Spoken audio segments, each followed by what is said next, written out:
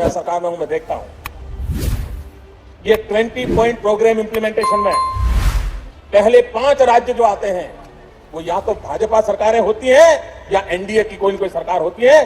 कांग्रेस की एक भी सरकार का परफॉर्मेंस पहले 5 में नहीं आता है और गरीबों की भलाई के काम होते हैं नहीं आता है। और जब ये मैं बार बार बोलने लगा, एक बार हमारे मुख्यमंत्रियों की सभा में प्रधानमंत्री के सामने मैंने जो कहा कि ये आपका हालत है, तो उन्होंने क्या किया?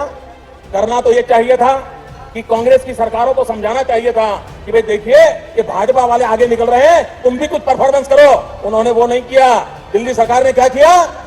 वो तो 3 महीने हिसाब करते थे और उसका सारा रेटिंग डिक्लेयर करते थे, उसको ही बंद कर दिया ताकि दुनिया को पता न चले कि ये प्रॉमिस वाले कौन है और परफॉर्मेंस वाले कौन है। ये खेल गुजरात में 10 साल में 7 साल अकाल रहता था और हमारी तो मुसीबत ऐसी थी कि काफी बड़ा हिस्सा हमारा रेगिस्तान था और ये भी हमारी मुसीबत थी, इधर रेगिस्तान था उधर पाकिस्तान था और अकाल की इस अवस्था में रहने वाला गुजरात आज 10 साल हो गए। मेरे गुजरात में अकाल का नामो निशान नहीं।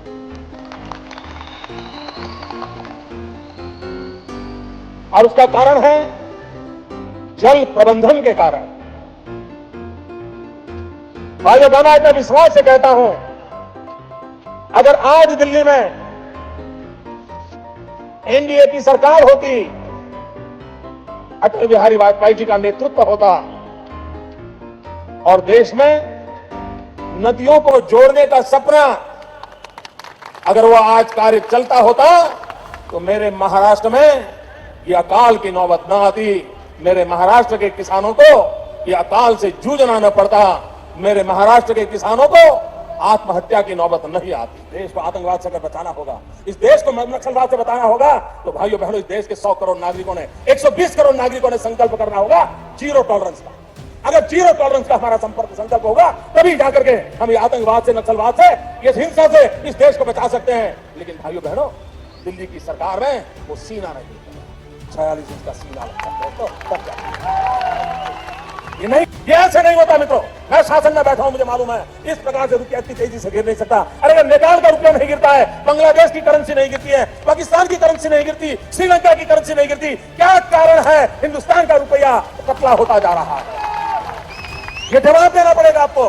देश आपसे जवाब मांग रहा है कि दिल्ली में एक ऐसी सरकार है जिस सरकार के पास न कोई नेता है, न कोई नीति है और न ही कोई साफ नीयत है।